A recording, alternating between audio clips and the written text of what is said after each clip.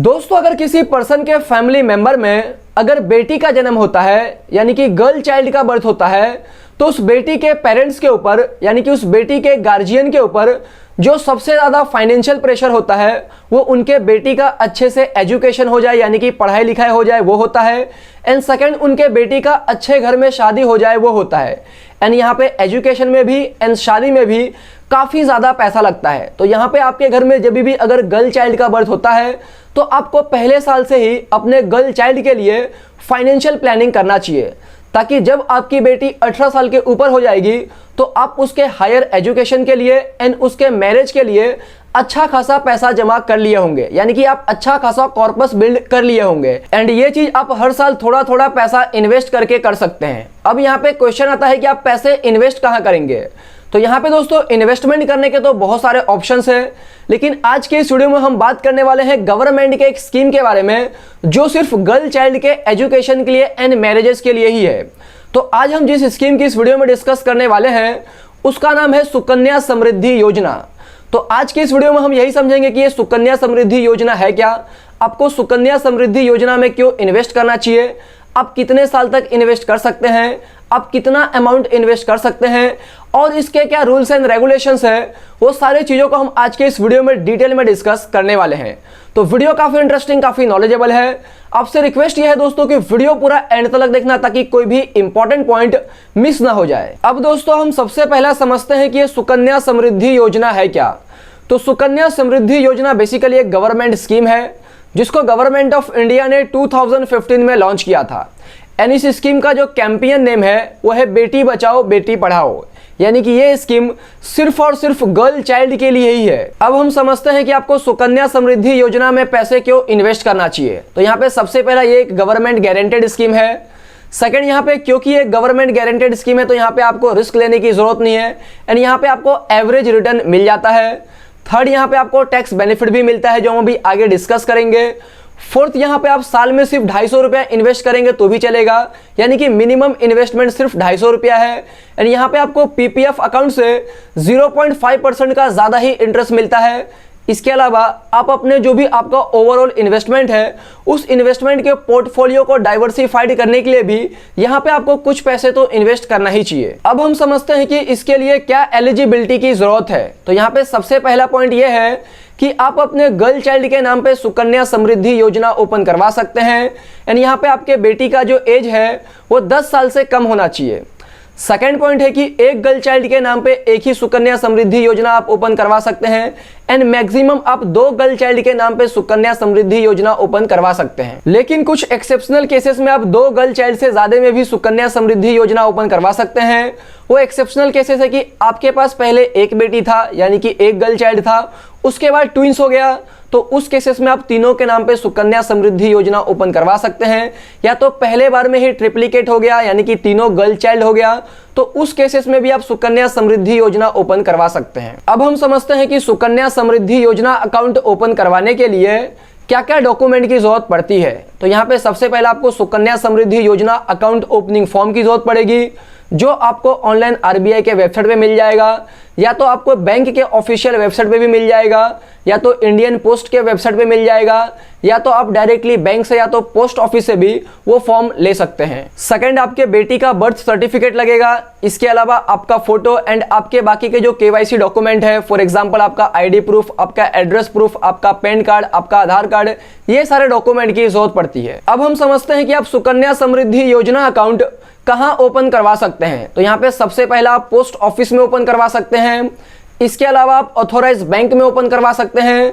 यहाँ पे अगर आपने ऑलरेडी पोस्ट ऑफिस में ओपन करवाया है एंड आप उसको बैंक में ट्रांसफर करना चाहते हैं तो आप वो भी कर सकते हैं। बैंक से आप पोस्ट ऑफिस में भी ट्रांसफर कर सकते हैं। इसके अलावा बहुत सारी बैंक आपको ऑनलाइन भी ये अकाउंट ओपन करने का फैसिलिटी देती है, या तो आप बैंक के ब्रांच में जाके इसको ओपन करवा सकते हैं। अब हम समझते हैं कि आप सुकन्या समृद्धि योजना में कितना इंटरेस्ट अर्न कर सकते हैं। तो यहाँ पे आपने एक बार अपने गर्ल चाइल्ड के नाम पे सुकन्या समृद्धि योजना अकाउंट ओपन करवा दिया तो जो इंटरेस्ट रेट है वो हर 3 महीने में गवर्नमेंट डिक्लेयर करती है, यानी कि यहाँ पे हर 3 महीने में इंटरेस्ट रेट चेंज होते रहता है। तो यहाँ पे आप जब भी सुकन्या समृद्धि योजना में इन्वेस्ट करने वाले हैं तो आप सिंपली गूगल पे सर्च कर सकते हैं कि अभी सुकन्या समृद्धि योजना अकाउंट का क्या इंटरेस्ट रेट चल रहा है। एंड अभी जो करंट इंटरेस्ट रेट है वो है 7.6% पर एनम कंपाउंडेड एनुअली, यानी कि यहाँ पे आपको कंपाउंडेड इंटरेस्ट का बेनिफिट मिलता है। अब दोस्तों हम समझते हैं कि आप सुकन्या समृद्धि योजना में मिनिमम एंड मैक्सिमम कितने पैसे इन्वेस्ट कर सकते हैं। तो यहाँ पे हमने सबसे पहले डिस्कस कर लिया था कि अगर आप पूरे साल में सिर्फ 250 रुपया इन्वेस्ट करेंगे तो भी चलेगा, यानी कि मिनिमम इन्वेस्टमेंट यहाँ पे पर ईयर 250 रुपीज़ है एंड मैक्सिमम इन्वेस्टमेंट की जो लिमिट है वो है 1,50,000। एंड यहाँ पे आप हर महीने भी इन्वेस्ट कर सकते हैं, यानी कि आप मंथली भी इन्वेस्ट कर सकते हैं। यहाँ पे सिर्फ पूरे साल में आपको मिनिमम इन्वेस्टमेंट 250 रुपये का करना होगा। अगर आप मिनिमम इन्वेस्टमेंट 250 रुपये का पूरे साल में नहीं करते हैं तो आपको 50 रुपये का पेनल्टीज देना पड़ता है। और जब आप सुकन्या समृद्धि योजना अकाउंट ओपन करवाते हैं तो आपको एक पासबुक भी दिया जाता है, तो आप उस पासबुक को अपडेट करके आपके सुकन्या समृद्धि अकाउंट का जो लेटेस्ट बैलेंस है वो भी आप जान सकते हैं। अब हम समझते हैं कि सुकन्या समृद्धि योजना में आपको कितने साल तक पैसे इन्वेस्ट करना पड़ता है एंड कब आप अपने पैसे को विड्रॉ कर सकते हैं, यानी कि आपके इन्वेस्टमेंट का क्या मैच्योरिटी डेट होगा। तो यहाँ पे दोस्तों जब भी आप अपने गर्ल चाइल्ड के नाम पे सुकन्या समृद्धि योजना में अकाउंट खुलवाते हैं तो आपने जिस साल अकाउंट खुलवाया है उस साल से लेके 15 साल तक आपको हर साल इस स्कीम में पैसे इन्वेस्ट करने पड़ते हैं। एंड आपका जो स्कीम मैच्योर होता है वो जिस साल आपने अकाउंट खुलवाया है उसके 21 साल के बाद में मैच्योर होता है, यानी कि अगर आप 2021 में सुकन्या समृद्धि योजना अकाउंट खुलवाते हैं तो आपका जो अकाउंट मैच्योर होगा वो 2042 में होगा।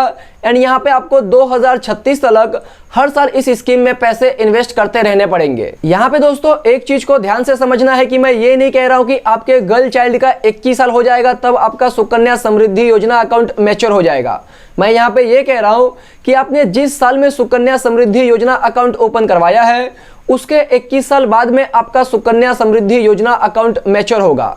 फॉर एग्जाम्पल अगर आप अपने गर्ल के 4 साल में सुकन्या समृद्धि योजना अकाउंट ओपन करवाते हैं तो जब आपके गर्ल की एज 25 साल हो जाएगी तब आपका सुकन्या समृद्धि योजना अकाउंट मैच्योर होगा। लेकिन एक बार आपके बेटी की एज 18 साल हो जाती है, यानी कि वो 18 ईयर कंप्लीट कर लेती है एंड आप उनका 18 ईयर के बाद में शादी करवाना चाहते हैं तो आपके सुकन्या समृद्धि योजना अकाउंट में जो भी पैसा पड़ा है आप पूरा पैसा विड्रॉ कर सकते हैं। यहाँ पे आपको 21 साल तक वेट करने की ज़रूरत नहीं है। फॉर एग्जाम्पल अगर हम मान के चलते हैं कि आपने अपने बेटी के नाम पे 4 साल में सुकन्या समृद्धि योजना अकाउंट ओपन करवाया तो 15 साल में आपके बेटी की जो एज हो जाएगी वो हो जाएगी 19 साल। एंड यहाँ पे आप 15 साल तक सुकन्या समृद्धि योजना अकाउंट में हर साल पैसे इन्वेस्ट करते जाते हैं एंड आप चाहते हैं कि 19 साल में आप अपने बेटी की शादी कर दे। तो इस केसेस में आपके सुकन्या समृद्धि योजना अकाउंट में आपने 15 साल तक जो भी पैसे इन्वेस्ट किए हैं एंड जो भी इंटरेस्ट है आप वो सारे पैसे विड्रॉ कर सकते हैं।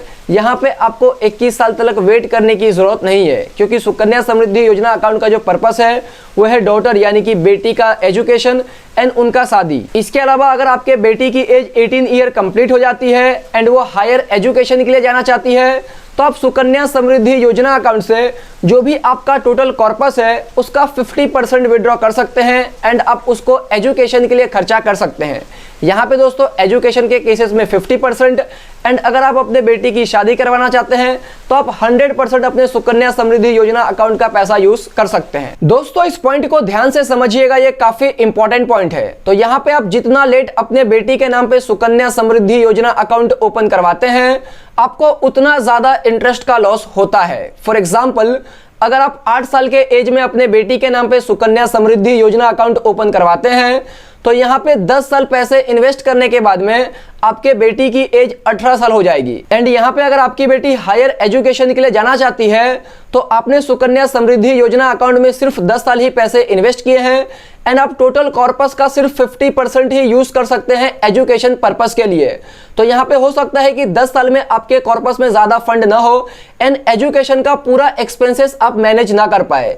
तो यहाँ पे दोस्तों जब भी आपके बेटी की एज 1 साल है आपको तब से ही सुकन्या समृद्धि योजना अकाउंट ओपन करवा लेना चाहिए ताकि लॉन्ग टर्म में आप अच्छा इंटरेस्ट अर्न कर पाए, आप अच्छा रिटर्न अर्न कर पाए, जिससे आपके गर्ल का जो एजुकेशन का खर्चा है वो भी हो जाए एंड मैरिज का खर्चा है वो भी पूरा हो जाए। अब हम समझते हैं कि आप अपने सुकन्या समृद्धि योजना अकाउंट को प्री मैच्योर कब क्लोज करवा सकते हैं। तो यहाँ पे दोस्तों जनरल तौर पे आपने जब अपने गर्ल चाइल्ड के नाम पे सुकन्या समृद्धि योजना अकाउंट ओपन करवाया था, उसके 21 साल के बाद में आपका सुकन्या समृद्धि योजना अकाउंट मैच्योर हो जाता है एंड आप क्लोज करवा सकते हैं। लेकिन अगर आप अपने डॉटर की शादी यानी कि आप अपने बेटी की शादी 18 साल 19 साल में ही करवाना चाहते हैं तो आप उसी टाइम पे अपने सुकन्या समृद्धि योजना अकाउंट को क्लोज करवा सकते हैं। आपको यहाँ पे 21 साल तक वेट करने की जरूरत नहीं है। सेकंड पॉइंट ये है कि अगर गर्ल चाइल्ड का डेथ 21 साल से पहले ही हो जाता है तो उस केसेस में भी आप अकाउंट क्लोज करवा सकते हैं एंड जो भी पैसा है वो नॉमिनी को मिल जाता है। थर्ड पॉइंट ये है कि अगर गर्ल चाइल्ड का सिटीजनशिप चेंज हो जाता है, यानी कि वो पहले इंडियन सिटीजन थे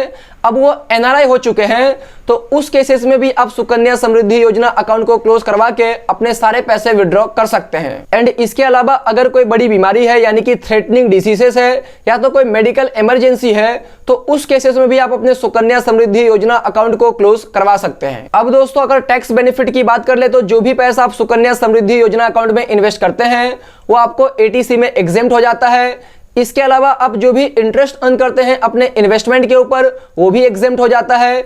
इसके अलावा आपका जो टोटल मैच्योरिटी अमाउंट होता है वो भी एग्जेम्प्ट हो जाता है। तो यहाँ पे आपको कोई भी टैक्स नहीं लगता है इस इन्वेस्टमेंट के ऊपर। अब दोस्तों हम सुकन्या समृद्धि योजना अकाउंट कैलकुलेटर के हेल्प से कैलकुलेट करते हैं कि आप कितने पैसे इन्वेस्ट करेंगे तो उसके बदले में आपको कितना रिटर्न मिल सकता है।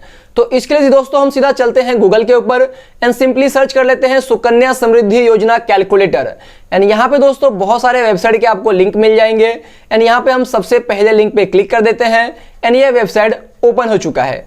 यहाँ पे दोस्तों सबसे पहला पूछा है कि आप ईयरली इन्वेस्टमेंट कितना करेंगे, तो हम मान के चलते हैं कि हम मंथली इन्वेस्टमेंट 3000 का करेंगे तो ईयरली इन्वेस्टमेंट 36,000 का करेंगे। आप अपने पेमेंट कैपेसिटी के हिसाब से डिसाइड कर सकते हैं कि आपको ईयरली इन्वेस्ट कितना करना है। यहाँ पे हम मान के चलते हैं कि जो गर्ल का एज है वो है 1 ईयर एंड हम ये भी मान के चलते हैं कि हम 2021 से इन्वेस्ट करना स्टार्ट कर देंगे।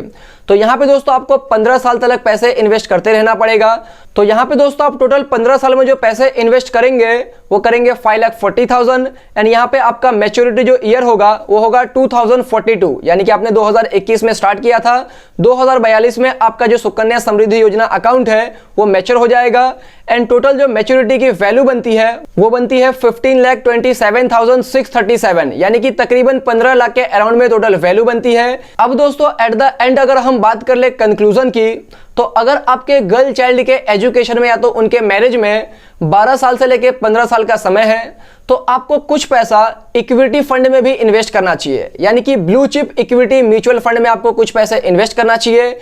ये लॉन्ग टर्म में आपको ज्यादा रिटर्न देता है लेकिन यहाँ पे रिस्क भी होता है एंड यहाँ पे कुछ पोर्शन आपको सुकन्या समृद्धि योजना अकाउंट में भी इन्वेस्ट करना चाहिए क्योंकि यहाँ पे आपको रिस्क नहीं होता है लेकिन रिटर्न थोड़ा कम होता है। तो दोस्तों यही थी पूरी की पूरी वीडियो। उम्मीद करता हूं आपको इस वीडियो से कुछ ना कुछ वैल्यूएबल इंफॉर्मेशन जरूर मिला होगा। अगर आपको इस वीडियो से वैल्यू मिली है तो वीडियो को जरूर लाइक करना, चैनल को सब्सक्राइब करना एंड इस वीडियो को दोस्तों अपने फैमिली फ्रेंड रिलेटिव में जरूर शेयर करना क्योंकि ये काफी इंपॉर्टेंट वीडियो है। जय हिंद दोस्तों।